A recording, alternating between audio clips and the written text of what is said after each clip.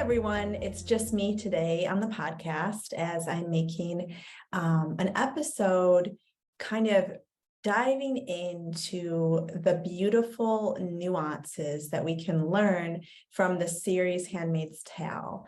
I think this is a Hulu original, I believe, and came out a few years ago.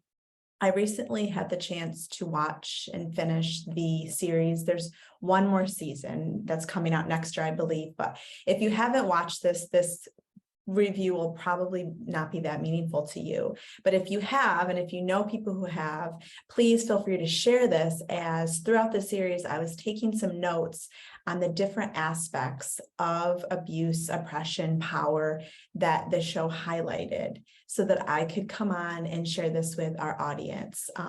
This show did a phenomenal job capturing the nature of trauma and the effects of trauma on humans in the midst and in the aftermath.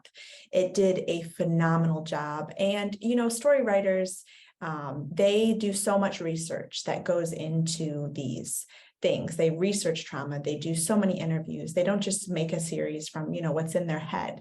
They really, I should say it is a book.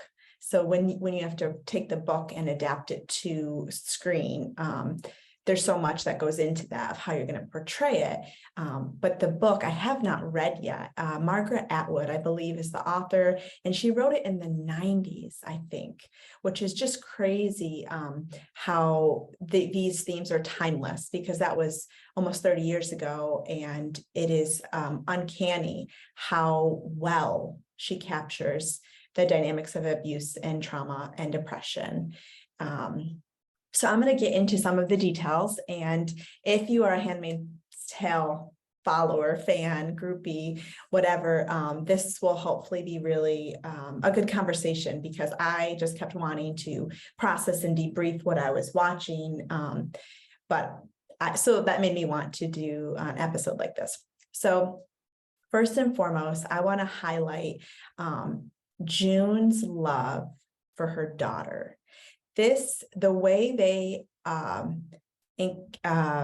tried to capture a mother's love and desire to protect their child from harm was phenomenal. And then the ensuing powerlessness that just about destroyed her, that she couldn't get her daughter back, that she couldn't make sure her daughter was safe. The way that this actress, June, I can't remember her name, but the way that June showed what this must have felt like was phenomenal. Absolutely gut-wrenchingly. You could feel it in your bones as you watched her be in agony over losing her daughter and then not being able to get her back and get her to safety. I feel like that part of the movie really is like the core part of the angst, because June's an adult going through all of this trauma and your heart is like beyond devastated for her. But you know that she would go through all of it if it meant she could protect her daughter, but she couldn't. And each show and each season, you see how that is her driving motivation of, this is so unbearable and beyond horrific, and I have to get my daughter out of this place of oppression. And how it never stopped. She never stopped having that desire and that just driving motivation. And that, I think, is so accurately showing the heart of a mother, of many mothers, not all parents, but of many, many mothers. The friendship between Moira and June, wow, this was, again, just how they showed the realness of their relationship, and how sometimes there was such an anger that, Moira was trying to get June out and June wanted to stay, and just so much love for each other and how they shared that at different times in different parts of their lives. Their love and commitment to one another was so beautiful. I think while June's relationship with Luke was incredible, I think that the female relationships in this show were so incredibly moving, the most moving, and how they were willing to truly lay down their lives and sacrifice themselves and their well-being for someone else's potential well-being. It was just so beautiful.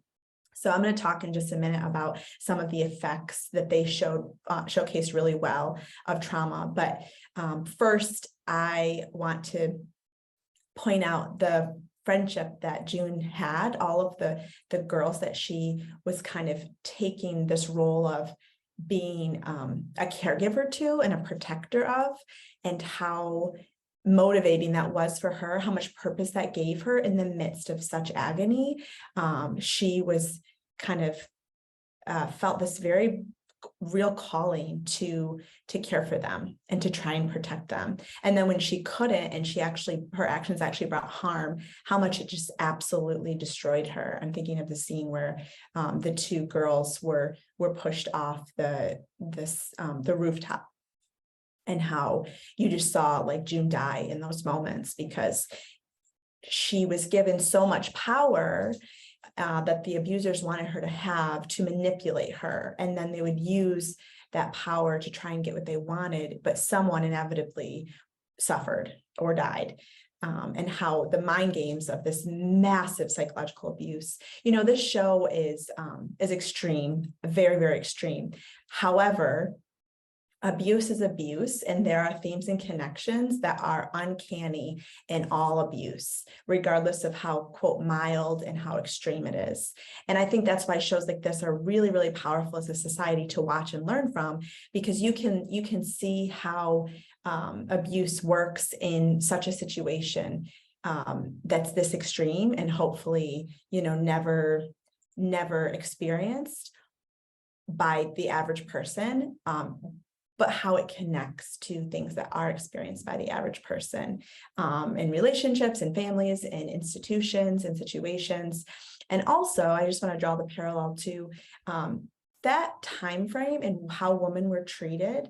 Isn't that far from how women have been treated for generations, for as long as we know, up until more recent history?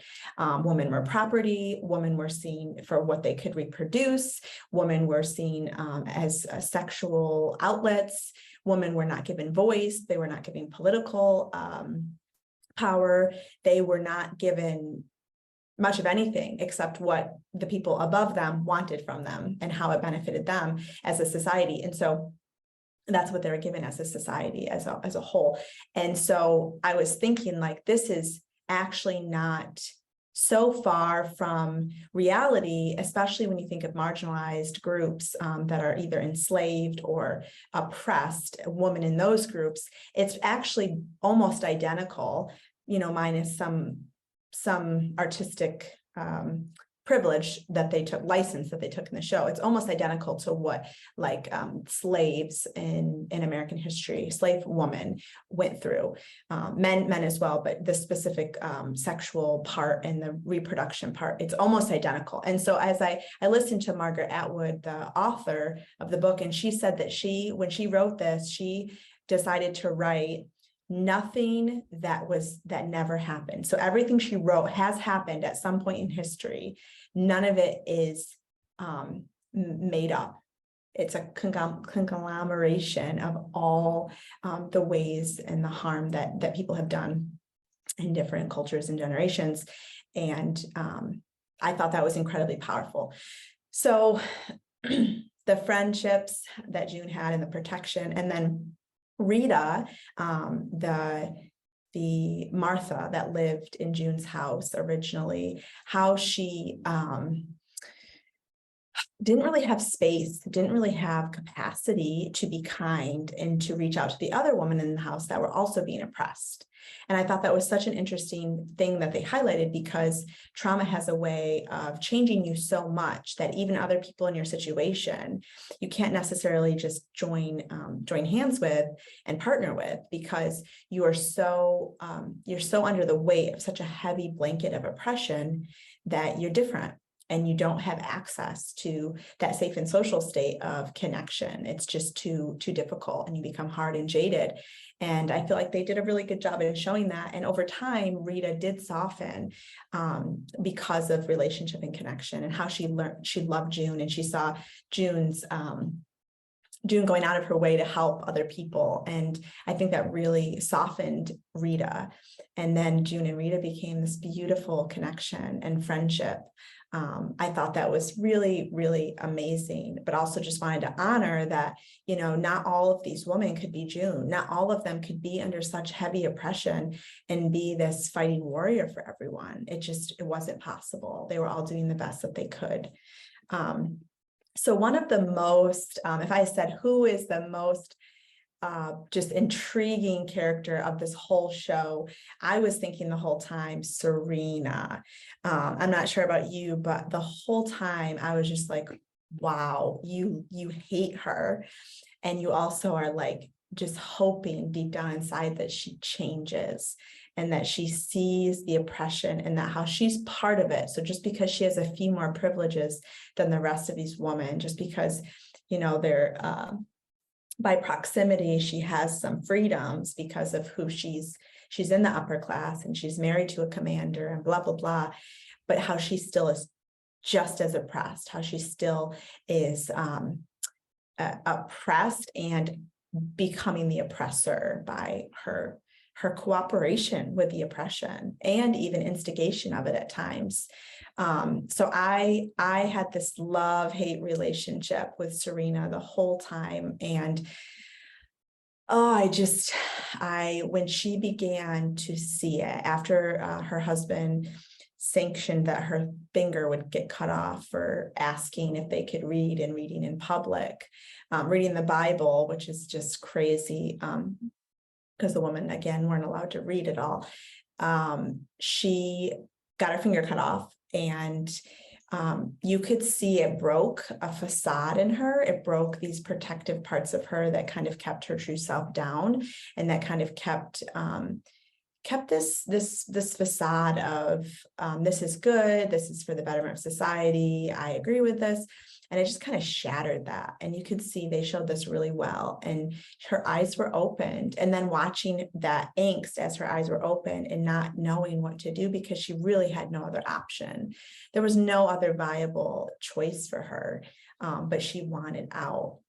And to see her make her way towards kind of setting the system afire, setting it on fire, and then her go back. That was so, oh my gosh, I wanted to die inside when I saw her set aside what she knew, the deep knowing that she had about the truth of this society, her setting it aside again for her own good, for her to get back position, a little bit of power, and what she wanted her daughter back. And it was a beautiful scene when she let Nicole go, and she let that happen. That was so powerful. But then seeing that she kind of reneged on that, and how she had to rejoin with the system to have a voice and to get what she wanted potentially. That last episode where they're in the train together, it was just, there aren't really words for how well they captured the ironic energy of that scene. And I'm interested to see how things look moving forward. But I think that this does happen. And I've certainly known individuals who have their eyes open to really significant injustices and problems within systems, within families, within their own relationship, And they see it, they really do see it, and then they go back. This is common, and this is tragic. This is really, really tragic. It's an effective abuse, and it's effective survival, and wanting to survive in a position where you choose power and oppression, that side, or you choose no power and being oppressed yourself. And I think a lot of people choose it, and it's really devastating. So a few of the themes that I noticed. So the indoctrination and the brainwashing was incredibly effective, and it was very calculated. The prayers they would have them say, like the things that they would have the handmaidens repeat over and over and over, and how the auntie would drill into them these quote truths over and over, morning till night, to get them to comply and to get them in alignment, and how that, coupled with the use of force, was all that was needed. That was the equation to get these handmaids to be 100% enslaved to the system and cooperative. However, there were still some that bucked the system. There were still some that just that could not. As much as they tried to suppress their inner knowing and their inner voice, they could not unsee what was happening and be okay with how they were being abused and mistreated, and how those women ended up being kind of the voice for the other woman that could only survive, that they couldn't fight back. One of the particularly interesting patterns that I saw in this, of how this worked, was, so it's just this vicious cycle of compliance, and then they get so sick of complying and they rebel because it's so deeply screaming in their soul, the injustice of it.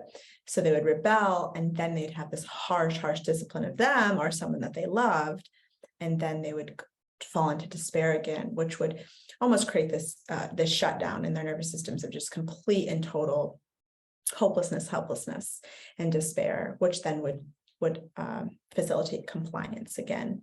And how the abusers use this system very effectively, cutting off hands, gouging out eyes. These things were so extreme, and that's why they were so effective, right?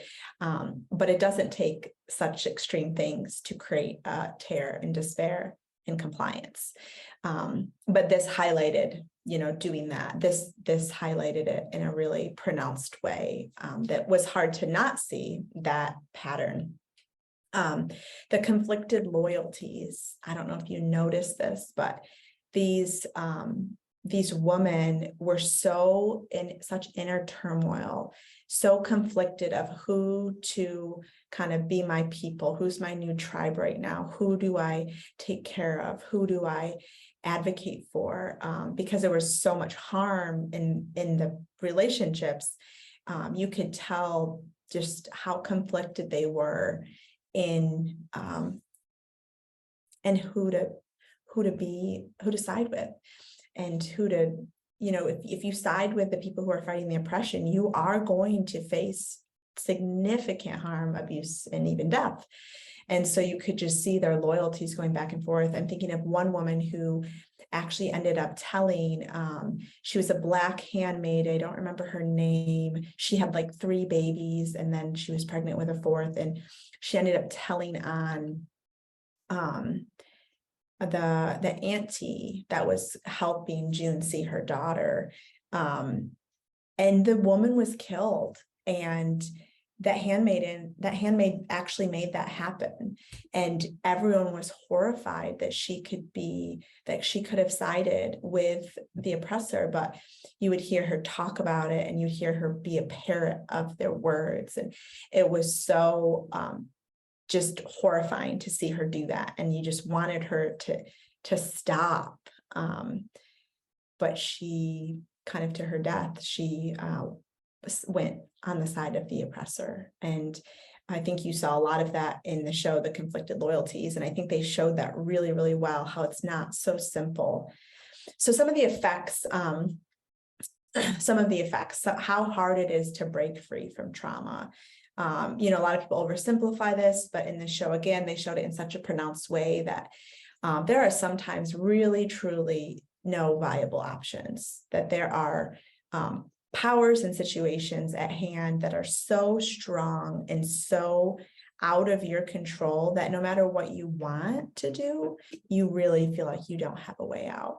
And they showed this so well. And I think this is so true far beyond Handmaid's Tale, that it is so incredibly difficult to get out of abusive situations often. And when you do try, the backlash of doing so is so disabling and debilitating and devastating that it really does keep many people from trying, because it's just it's too unbearable. I liked how they showed the different responses of like shutdown and dissociation. They showed this really, really well in the different scenes of how seeing such horror, like human bodies were not designed to see such horrific things, and what it does to the nervous system when that happens, and how dissociation and shutdown is so incredibly warranted and understandable. And so, seeing people that were non-responsive, or were just walking around very robotically, or completely just checked out emotionally, even when they were needed, it's purely a survival response to such significant trauma. This was a really interesting element that I know they were very purposeful in doing, but how the abusers made the victims complicit in their own abuse and the abuse of others. This is a key part of abuse is complicity, and how abusers always want to make you complicit, because it makes you partner with them, and it makes their oppression your fault too. And it is one of the most evil, vile aspects of abuse, honestly. And so I'm thinking of the scenes where they would do the public hangings of people, and then they would have the handmaids actually pull the platform out from under them. So they were, in essence, the ones who killed these innocent people. Although, of course, they didn't actually kill them. They didn't intend to kill them. They didn't want to kill them, but they had no choice. They had no power in the situation. And so making these girls pull the cord and have these people be killed was incredibly effective way to dehumanize and disempower and blame them, make them just as complicit in their minds, because this is what abuse does, as the rest of them. So how do you fight a system that you're a part of? How do you get out of oppression that you're committing, that you're perpetuating? Very, very wise choice to include that in what was happening, because that is such a part of abuse. So, aftermath. How the haunting of these stories, oh my gosh, these women were just haunted by their story, and the rest of the world went on, and they just I remember Emily was sitting in an office doctor's appointment at one point, and the doctor was going through all the specialists she needed to see, and she needed to do this and this and this and this and this, and you could just tell she was just like frozen in the midst of her story. It was almost like she got out, but she was frozen in a block of ice in that same place still. And you look at that, and you look at how do you recover from such a daunting experience and story. And I think this is a lot of what abuse and trauma survivors feel like, is like the rest of the world is doing all these things and I am stuck. Feeling stuck is such a core experience for a trauma survivor, is just feeling so stuck. And I feel like they showed that so well. These stories just absolutely capturing and consuming these women, making them feel incredibly stuck back in what was still happening, even though they were out for all intents and purposes. They were free, but none of them felt free. None of them lived free. Some more than others, but it was brutal for all of them. So I thought it was interesting how they showed June getting back and seeing Luke for the first time, and how she was so worried that he was going to be mad at her for not bringing home Hannah, for not bringing their daughter home out of Gilead. And that was just so like, why is she saying that? But then you realize, oh, they made her believe that everything was her fault. Her abusers would always tell her that everything was her fault. She would do something to try and help people, and then they would murder someone else to get her back. And all of these horrific things they always blamed on her, even though they were the perpetrators, right?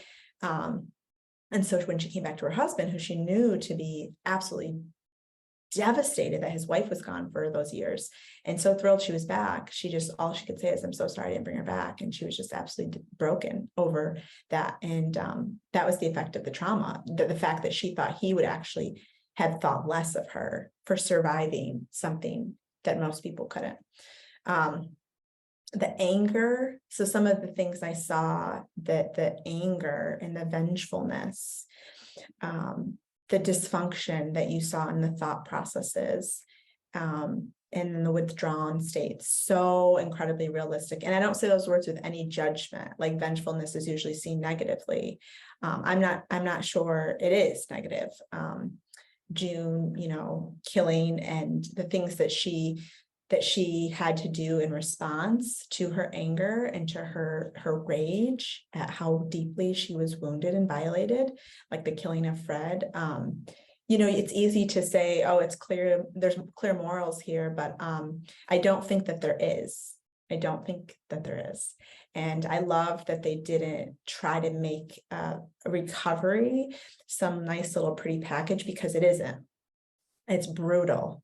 And it is takes every ounce of you, and it's layered and complex, and it looks very different from day to day for different people. And so the anger, the despair, the vengefulness, the dysfunction, the not being willing to connect with even safe people, the not wanting to do anything that brings them joy or lightness, all of those things are just completely normal responses. And they showed the different woman having these responses. And I thought it was really, really done really well. So then, like, Emily going back after all of that, going back to the abuse and the oppression. And I think a lot of times you get so used to life being a certain way and being in those survival states, that getting out of them and actually feeling calm, and maybe even like getting close to a sense of safe and social or peace, it's so uncomfortable, it's so unnerving. And I think a lot of trauma survivors, it's too unbearable, which sounds so upside down, but you don't understand the physiology of the body if you can't try to capture that the body is used to what it's used to. And when you ask it to feel something incredibly different, it feels terrifying. And it takes a while for you to learn how to feel good again, a long while. And some of these women they were too broke, and they couldn't. And so June ended up killing, becoming more aggressive, more violent. That scene where they showed her having sex with Luke the first time, maybe the second too, like, and you saw her getting aggressive, and you saw her needing to like dominate and assert power. It was a little bit uncomfortable. It's like, is she raping him? But then, I think that they have that complexity in there of just showing she needed to get power back after being so incredibly disempowered and dehumanized sexually, and exploited and violated, every word you can think of that she experienced in the context of her sexual world. She needed to not perpetuate that, but to have power back, and to show, to be embodied in that way of empowerment. And because, her husband was consenting, so it's not like it was not consensual. But I thought that was a really interesting thing that they showed, and how they showed that relationship. They said when these women come back, the relationships are not easy. And that happened with Emily. She couldn't reconnect with her partner. And with Luke and June, it was very, very hard to reconnect emotionally. And I felt like how they showed them doing that, and how patient Luke was, and how June wanted to, but she was so distraught. She was so in so much pain about not being able to save the rest of these people, and especially her daughter. It made it really hard for her to be able to be relational and to emotionally let him in to help be like a healing balm. But there were so many beautiful moments of connection that did happen. So, it was such a mixed bag, which I think is totally accurate. And one more big thing, actually I lied, not one more big thing, a few more things. So the confused theology that lingers after you leave and in the midst. So this was a theocratic state that was all sanctioned, by